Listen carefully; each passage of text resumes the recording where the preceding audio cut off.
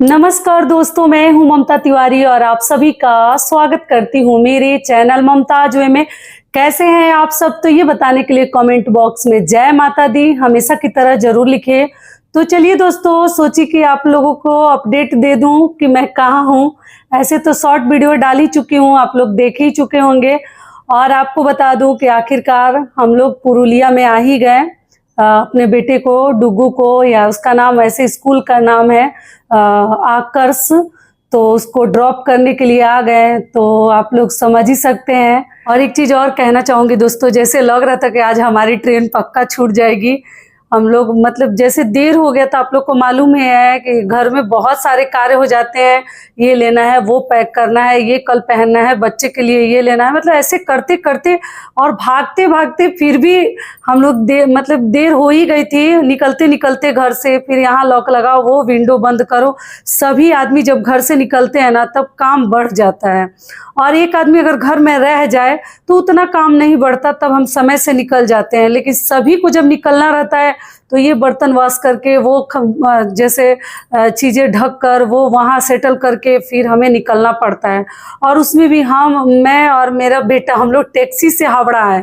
Train थी 2:35 थी, वंदे भारत, आप लोग को मालूम है, पुरुलिया के लिए। तो हम लोग डायरेक्ट रास्ते में आज इतनी बारिश हो रही थी, इतनी बारिश हो रही थी, इतनी ट्रैफिक कि लग रहा था कि आज तो ट्रेन छूटेगी ही छूटेगी। लेकिन भगवान की मर्जी से मिली। और हस्बैंड मेरे तो डायरेक्ट बैंक से ही हावड़ा आ गए थे, और हम लोग तो इधर से मतलब भागते कैसे कैसे मतलब ट्रेन से पहुंचे। और वहां जब पहुंचे तो अकेली लेडीज को देखकर आपको मालूम ही है, कूली सोची कि करके, और जो भी सूटकेस वगैरह, मेरे बेटा का बहुत सारा बुक्स और जो भी लगेज है ना, लगेज की वजह से वीआईपी सब एकदम लग रहा है पत्थर है।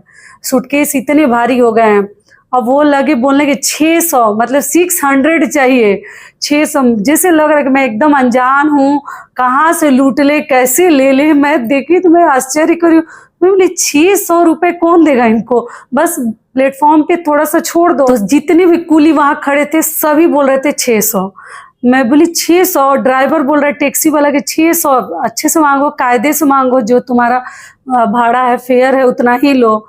लेकिन ना, जैसे लग रहा था ना कि मतलब सामान लेके भाग रहे हैं, वैसे वो भाग रहे थे।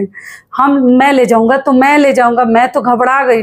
मैं बोली हे भगवान, मैं बोली किसी की जरूरत नहीं है। ट्रॉली वाला सूटकेस है, एक मैं खींच कर ले जाऊंगी, एक मेरा बेटा खींच कर ले जाएगा, आप लोग छोड़ दो। और हस्बैंड मेरे फोन किए थे कि एकदम मैं ब्रिज पे आ गया हूँ और प्लेटफॉर्म नंबर 22 पे, मतलब 22 पर ही हूँ, आप लोग आ जाओ। और ट्रेन भी वहीं पर है, बस आ ही रहा हूँ। आप, लेकिन इतनी बारिश हो रही थी कि हम लोग सोचे थोड़ा सा प्लेटफॉर्म में ये लोग हम लोगों को अंदर कर दे, फिर उसके बाद से हम लोग चले जाएंगे, वहां से वो ले लेंगे हम लोगों को। ये मतलब मैं आज कैसे, वो लोग लूट मचा दिए थे ना, मैं तो डर गई। मैं बोली कि अब डरने से काम नहीं चलेगा। मैं बोली आप लोग एकदम, आप लोगों को मैं अपना लगेज नहीं दूंगी और ना जाऊंगी, मैं खुद ले जाऊंगी, नहीं तो यहीं खड़ी रहूंगी। अम्ब्रेला था मेरे पास वैसे।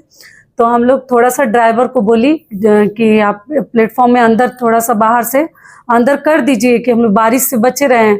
और उसके बाद तो भी एक जो कूली था ना, पीछे पीछे पीछे पीछे, और आपको पता है 600 से बोल रहा है कि मैडम बस 50 रुपये दे दीजिएगा, और ट्रेन तो आपकी लगी है। ट्रेन आ चुकी थी और ये लोग ऐसे परेशान कर रहे थे। मैं तब जाके, इसलिए बोला जाता है ना कि अपना हाथ जगन्नाथ। जब मैं वहां अपना हिम्मत दिखाई कि मैं खुद लेके जाऊंगी, आप लोग छोड़ दो, ट्रॉली है, उठाना तो है नहीं, बस उसको खींच के ले जाना है। तो वो लोग बस देखते ही रह गए। फिर भी एक जो थोड़े से बुजुर्ग थे, वो पीछे पीछे चले आया, एक जो कुली थे, कि 50 रुपये मैडम दे दीजिएगा, मैं छोड़ देता हूँ, आप क्या उठा कर ले जाइएगा। मैं बोली ठीक है। तो उठा कर ले जाकर, तब तक तो मेरे हस्बैंड आ ही गए, पिकअप कर लिया हम लोगों को।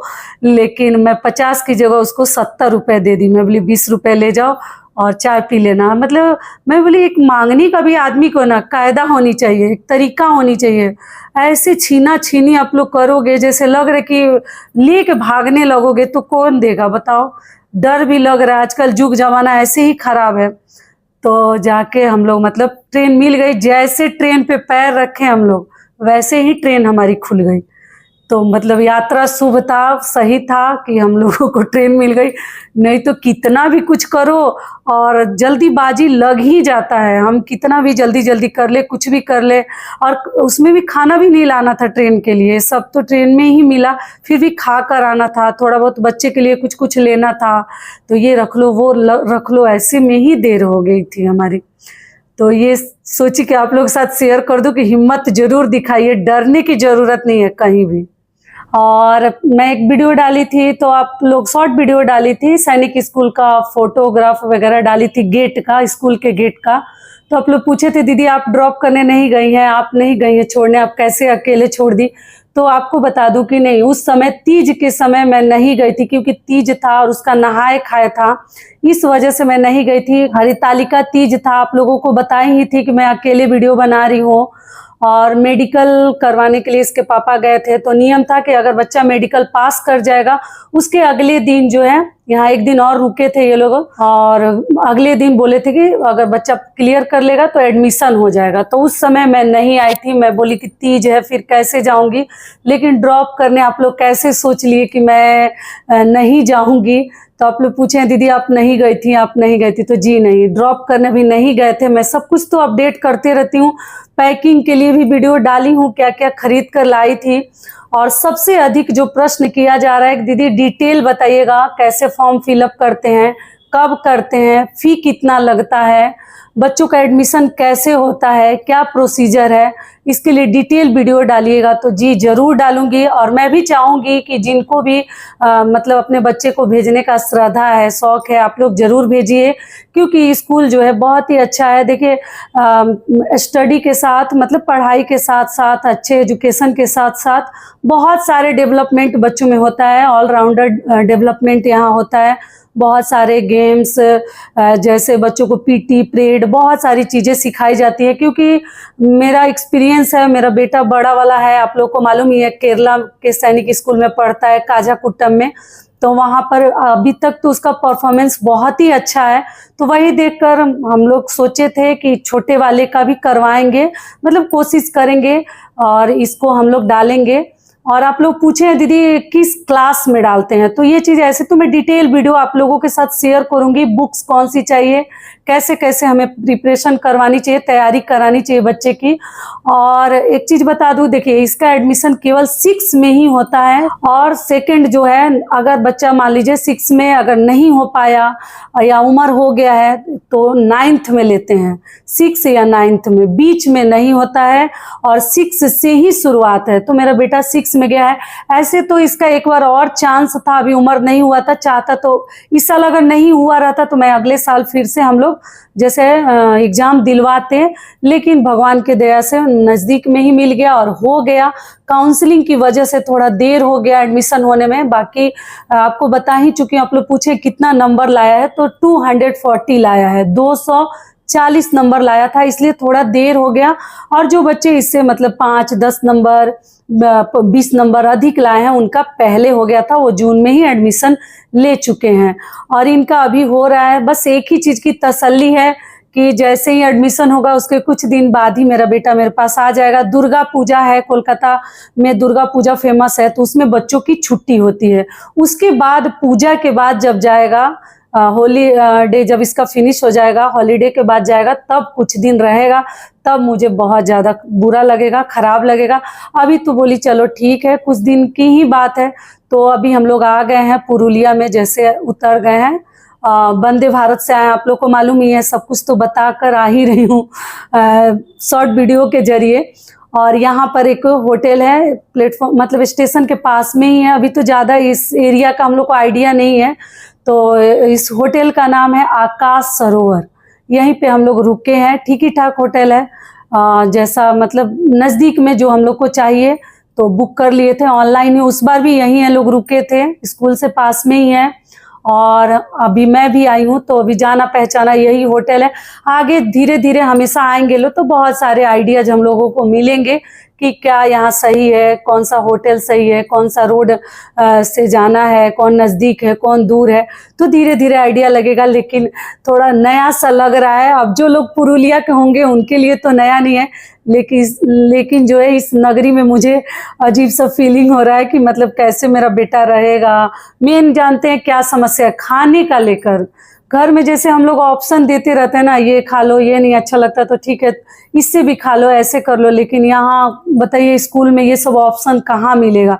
सब बच्चों को तो एक ही हिसाब से दिया जाएगा, सबके लिए एक ही चीज़ बनेगा, जो भी डिश बने एक ही बनेगा। तो बस यही दिक्कत है और दुख है कि ये हर चीज़ खाते नहीं है बच्चे मेरे। सब्जियां तो आजकल आपको मालूम है, हरी सब्जियां बच्चे खाना नहीं चाहते हैं, तो कैसे रहेगा, बस इसी का तकलीफ है थोड़ा सा। लेकिन एक बात की खुशी भी है कि चलो अच्छा है, क्योंकि बच्चे बड़े होने के बाद खुद बोलेंगे कि हमारा तो हुआ था तो आपने जाने क्यों नहीं दिया। तो ये चीज़ से अच्छा है कि भाई आप जाओ वहाँ, अच्छा अगर भगवान के दया से आप अच्छा परफॉर्म करते हो, अच्छे से रह लेते हो, हर चीज़ सीखते हो, तो इससे बड़ी सौभाग्य की बात हमारे लिए, पेरेंट्स के लिए क्या हो सकता है। तो इसलिए हम लोग आ गए हैं, तो सोची कि आप लोगों को इस कमरे से, होटल के कमरे से आप लोगों को अपडेट दे दूं। और बहुत सारे देखिए आप लोगों के कमेंट्स, अभी ट्रेन में थोड़ा समय मिला तो मैं शॉर्ट वीडियो के, आप लोग बहुत अच्छे अच्छे मेरे लिए कमेंट्स लिखते हैं और मेरे बेटे को भी बहुत ज़्यादा आशीर्वाद दिए हैं, इसके लिए तहे दिल से धन्यवाद। और आप सभी के आशीर्वाद के बिना और भगवान के आशीर्वाद के बिना और बड़ों के आशीर्वाद के बिना कुछ भी मुमकिन नहीं है। तो सभी बड़ों को प्रणाम और छोटों को बहुत सारा प्यार और आशीर्वाद। तो समय मिला तो थोड़ा सा हार्ट ही दी हूँ, ट्रेन तो हिल रही थी लेकिन फिर भी उसमें थोड़ा बहुत दे दी हूँ। समय मिलेगा तो आपके एक एक कमेंट्स का रिप्लाई ज़रूर दूंगी, तो इसी सब में व्यस्त हूँ। ऐसे तो जो भी मेरे सब्सक्राइबर्स हैं बहुत दिल से मुझे मतलब प्यार करते हैं और मेरी भावनाओं की कदर करते हैं और समझते हैं कि दीदी जो है ना ज़रूर व्यस्त है तभी नहीं दे रही है।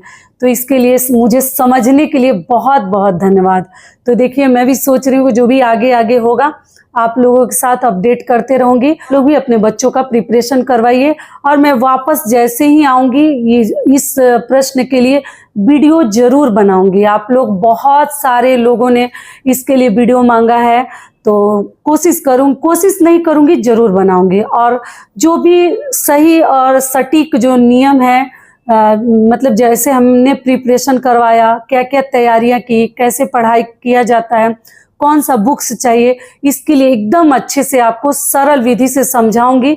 और बाकी तो भगवान के ऊपर छोड़ दीजिएगा, बच्चों का नसीब। देखिए माँ बाप का बस कार्य है, कर्तव्य है कि बच्चों के लिए कुछ अच्छा करें, अच्छा सोचें, अच्छा रास्ता दिखाएं, लेकिन भगवान की मर्जी के बिना एक पत्ता भी नहीं हिल सकता। तो देखिए हम लोग तो सोचे थे कि दोनों भाई एक जगह ही रहेंगे, दोनों केरला में ही पढ़ेंगे, लेकिन कहाँ हुआ। अच्छा ही है वो बेटा मेरा कुछ दिन में ही चला आता, आपको मालूम ही है वो अभी 11 में है, 10th पास करके और 11th में है वो।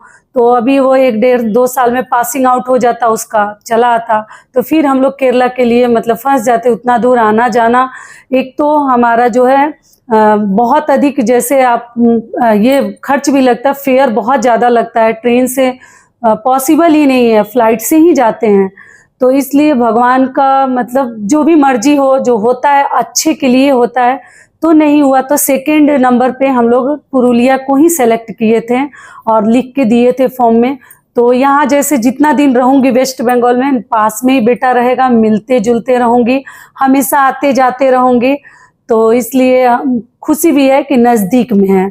और उस वाले बड़े वाले बेटे के पास कहाँ जा पाती हूँ, नहीं जा पाती हूँ, क्योंकि बहुत अधिक खर्च लग जाता है, आपको मालूम ही है, जाकर फिर आना 3-3 आदमी का, तो इसलिए नहीं जा पाती थी। लेकिन अभी मेरे हस्बैंड बोले हैं कि अब हम लोग 2 आदमी हो गए तो हमेशा दोनों बच्चों के पास जाना है।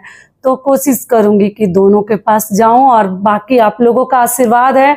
और मेरी बहनें बोली है दीदी आप बिल्कुल दुखी मत होइएगा, ये कितनी बड़ी बात है बताइए, यूट्यूब के जरिए इतना आप लोग मुझे समझा रहे हैं, कह रहे हैं, और ये कहने में भी मुझे थोड़ा अजीब सा लग रहा है, लेकिन अच्छी बात है कि आप लोग इतना मुझे समझ रहे हैं कि दीदी आप टेंशन मत लीजिए, हम लोग आपके साथ हैं। तो इसके लिए तहे दिल से धन्यवाद। तो ये वीडियो मेरा यहीं तक का था, फिर मिलती हूँ एक नए वीडियो में, तब तक के लिए नमस्कार, धन्यवाद।